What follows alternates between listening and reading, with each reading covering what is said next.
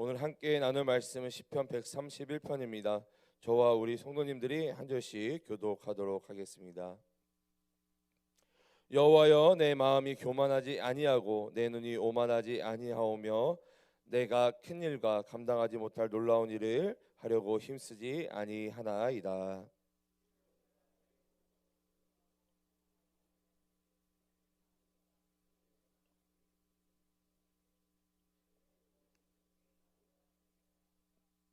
우리 3절 함께 읽도록 하겠습니다. 시작. 이스라엘아, 지금부터 영원까지 여호와를 바랄지어다. 아멘. 할렐루야. 할렐루야. 오늘도 새벽을 깨어 예배하는 우리 모든 성도님들께 하나님께서 복 주시고 은혜와 평강 내려주시기를 주님의 이름으로 축복합니다. 오늘은 이 시편 131편의 말씀을 함께 나누고자 합니다. 함께 말씀을 살펴볼 때에 성령 하나님께서 말씀을 조명하여 깨닫게 도와주시고 또한 깨달은 말씀을 붙잡고 기도할 때에 응답되어지는 축복 누리시기를 간절히 소망합니다. 오늘 살펴보고자 하는 시편은요, 우리가 계속해서 살펴보고 있는 이 시편들, 특별히 이 성전으로 올라가는 시편이라는 큰 분류 안에 이 15개의 시편 중에 12번째에 해당되는 시편이 오늘 131편입니다. 이제 성전에 올라가면서 하나님께 예배하러 올라가면서 부르는 시편이 15개가 있는데 그 중에 12번째 시편이 오늘 시편 131편이다라는 것입니다. 이 성전으로 올라가는 이 시편, 이 15개의 시편의 주제는 이스라엘 백성들이 슬플 때나 기쁠 때나 또 그 이스라엘 백성들이 번영하여 잘 될 때나 안 그러면은 압제를 받을 때나 개인이나 공동체나 오직 성전 중심으로 살았으며 또한 성전을 지향하면서 살아야 한다는 성전 중심 신앙을 이야기하고 있습니다. 이 성전 중심의 신앙, 성전 중심의 삶이라는 것은 다시 말해 예배 중심의 삶을 이야기하는 것입니다. 이 성전 중심으로 사는 기쁨과 성전을 중심으로 살 때에만 이스라엘은 이 하나님의 백성으로 그 공동체의 정체성과 함께 이 마지막 때에 승리와 번영의 희망을 간직하고 이 땅에 살아갈 수 있다는 확신이 직간접적으로 표현되고 있는 것이 이 성전에 올라가는 시편의 특징 중에 하나입니다. 우리도 마찬가지죠. 우리가 성전 중심, 다시 말해 교회 중심, 예배 중심으로 살아가야 된다라는 것을 이 시편, 이 성전으로 올라가는 15개 시편의 그 주제와 동일하다라는 것입니다. 그 중에서도 오늘 살펴보고자 하는 이 시편 131편은요, 단 3절로 이루어진 아주 짧은 시편입니다. 설교자들이 제일 설교하기 힘들어하는 시편 본문 중에 하나입니다. 짧아가지고 참 어려워요. 자, 짧은 시편이지만 그럼에도 불구하고 명설교가로 유명하신, 한 번쯤은 들어보셨을 이름인데요, 이 스펄전 목사님께서는 이 시편 131편을 가리켜서 읽기에는 매우 짧으나 배우기에는 매우 오래 걸리는 시편이다라는 평가를 했습니다. 뭐라고요? 읽기에는 매우 짧으나 배우기에는 매우 오래 걸리는 시편이다. 왜 스펄전 목사님께서요 이 시편 131편을 이렇게 평가를 하셨는지 우리가 말씀을 통해서 좀 살펴보도록 하겠습니다. 먼저 오늘 본문 1절을 읽어보면요, 여호와여, 내 마음이 교만하지 아니하고 내 눈이 오만하지 아니하오며 내가 큰 일과 감당하지 못할 놀라운 일을 하려고 힘쓰지 아니하나이다 라며 이 다윗이 하나님 앞에 자신을 고백하며 이야기하고 있습니다. 여러분, 성전 중심의 삶을 사는 사람은 어떠한 모습을 가지고 있어야 되는 거예요? 오늘 1절을 통해서 보면은 하나님 앞에 교만하지 않고 오만하지 않아야 한다라는 것이죠. 다시 말해 이 성전 중심의 삶, 예배 중심의 삶을 살아가는 사람은 그 하나님 앞에 항상 겸손해야 함을 오늘 시인은 우리에게 이야기하고 있는 것입니다.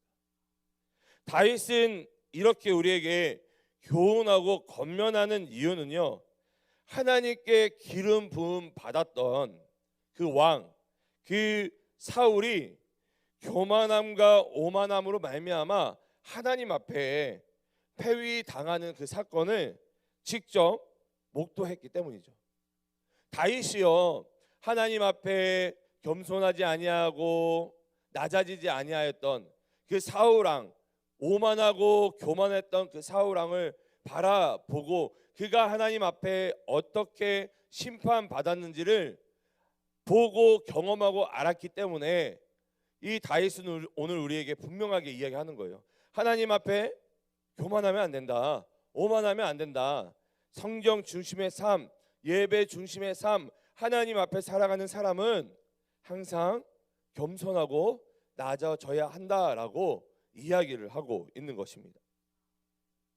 여러분, 우리도 마찬가지죠. 여러분, 우리가 하나님을 처음 믿기 시작했던 때, 그리고 우리가 막 교회를 처음 다니기 시작할 때를 한번 생각해 보세요. 우리가 막 은혜를 받아서 하나님을 처음 믿기 시작하고 예수 그리스도를 나의 구주 나의 하나님으로 영접했을 때에 그 매주 드리는 예배, 그리고 하나님 앞에 기도할 때, 그리고 교회에서 봉사를 할 때에도 처음에는요 굉장히 예배도 잘 드리고 기도도 열심히 하고 봉사도 열심히 합니다.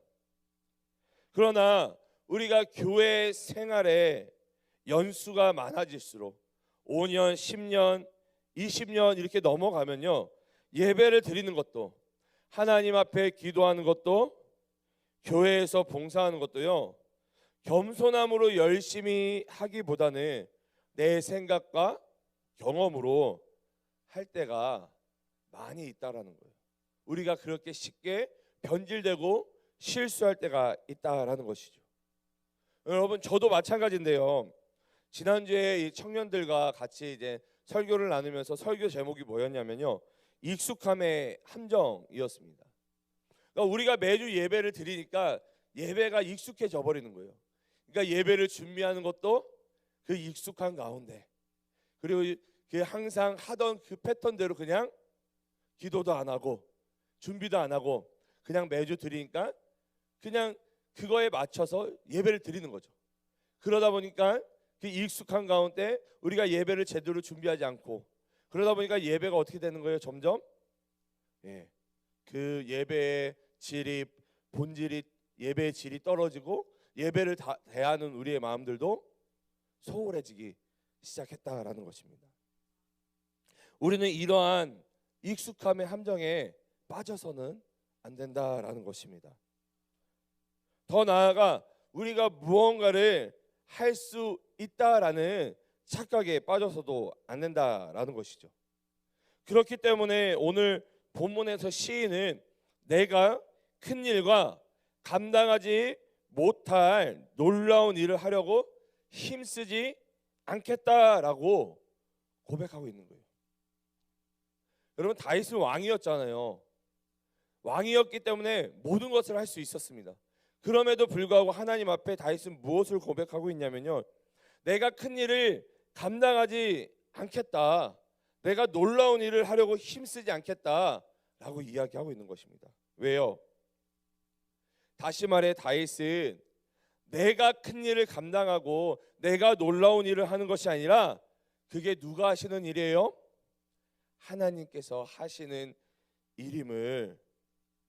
그리고 다윗은 한 나라의 왕임에도 불구하고 다윗은 하나님이 하시는 그 일에 하나님이 쓰시는 그저 도구일 뿐임을 고백하고 있다라는 것입니다.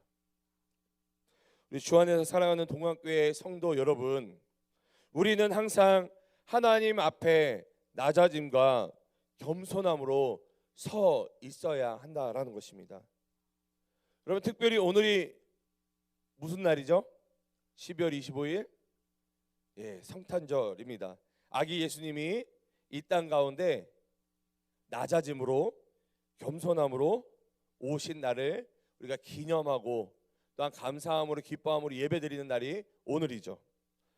마찬가지로 이 땅 가운데 아기 예수로 낮아짐으로 겸손함으로 이 땅 가운데 오신 그 아기 예수님을 묵상하면서 오늘 하루 하나님 앞에 낮아짐과 겸손함으로 나아가는 우리 모두가 되시기를 주님의 이름으로 축복합니다. 축복합니다. 계속해서 오늘 본문 2절을 읽어보면요, 오늘 본문 2절이 오늘 시편 131편의 가장 중요한 구절이기도 한데요, 제가 2절을 읽어드리겠습니다. 실로 내가 내 영혼으로 고요하고 평온하게 하기를 젖된 아이가 그의 어머니 품에 입승 같게 하였나니 내 영혼이 젖된 아이와 같도다. 아멘. 여러분, 지금 무슨 말이에요? 이 2절을 읽어보면은 그냥 우리가 쉽게 이해할 수 있는 내용입니다. 내 영혼으로 고요하고 평온하게 하기를 젖된 아이가 그 어머니 품에 있는 것처럼 내 영혼이 젖된 아이와 같도다. 여러분, 그 아기가 엄마 품에 있을 때 어때요? 가장 안전하죠. 가장 평온하다라는 것입니다. 근데 여러분, 아이를 키워 보셔서 여기 계신 분들 대부분 아이를 키워 보셔서 아시겠지만 그 아이가 아주 어렸을 때 갓난 아기 때는 갓난아기 때 이 아이가 언제 울어요? 보통 그렇죠. 배고플 때, 배가 고프거나 안 그러면은 기저귀가 불편할 때 울더라고요. 저도 이제 11년 만에 이제 하나님의 은혜로 하나님이 딸을 주셔서 이 애를 지금 키우고 있는데, 애가 갓난아기 때는 언제 우냐? 배고플 때 가장 많이 울고 그 다음에 이제 기저귀가 불편할 때 울더라고요. 자, 그래서 그 갓난아기 때 아기가 울 때는 보통 우유를 주거나 기저귀를 갈아주면 어떻게 해요? 아기가 이제 잠잠해집니다. 그리고 그냥 자요 또. 근데 얘가 조금 자라고 나니까 돌이 지나고 한 지금 저희 집 애가 한 1년 6개월 정도 됐거든요. 조금 이제 자라고 나니까 애가 막 보채요. 막 보채니까 뭘 줘요? 우유를 줘요. 그럼 얘가 이제 안 먹어 그래요. 안 먹어 뭐예요? 안 먹어. 안 먹어 그래요. 그러면은 기저귀가 젖었나? 혹시 이렇게 똥을 쌌나 해가지고 이렇게 보면은 깨끗해요. 그래도 얘가 막 보채요. 그러면 이제 그 다음에 뭐를 해주냐면은 애를 이렇게 들어서 안아줘요. 그러면 애가 어떻게 해요? 안 보챕니다. 갓난 아기일 때는 자기의 배고픔 때문에 엄마 아빠를 찾지만 좀 자라고 나면은 뭐예요? 엄마 아빠 품에 안겨 있는 게 이 아이에게 가장 행복하고 가장 안정감을 느낀다라는 것이죠. 갓난 아기일 때에는 자기의 그 배고픔을 해결해 주는 사람을 찾아가지만 그 다음에는 그 엄마 아빠의 존재로서, 그 엄마 아빠가 뭘 안 해주더라도 엄마 아빠를 존재로서 찾아가고 의지한다라는 것입니다. 여러분, 이처럼 다윗이 우리에게 원하는 신앙의 모습은요, 하나님께서 나에게 무엇을 주시기 때문에, 은혜를 주시기 때문에, 축복을 주시기 때문에, 그냥 내가 원하는 기도를 응답하시기 때문에 그 하나님을 의지하는 것이 아니라 하나님 그 존재 자체로 하나님을 믿고 의지해야 한다라는 것입니다. 여러분은 그 하나님 그 존재 자체로 여러분을 믿고 의지하십니까? 정말로요? 여러분, 하나님을 그 존재 자체로 믿고 의지하세요? 하나님께서 여러분들에게 아무런 은혜와 축복을 주시지 않아도요, 아무런 은혜와 축복을 주시지 않아도 하나님이 그런 분은 아니시죠. 우리에게 은혜와 축복을 주십니다. 근데 만에 하나 하나님이 우리에게 은혜와 축복을 주시지 않아도 여러분들은 하나님을 그 존재 자체로 믿고 의지할 수 있으십니까?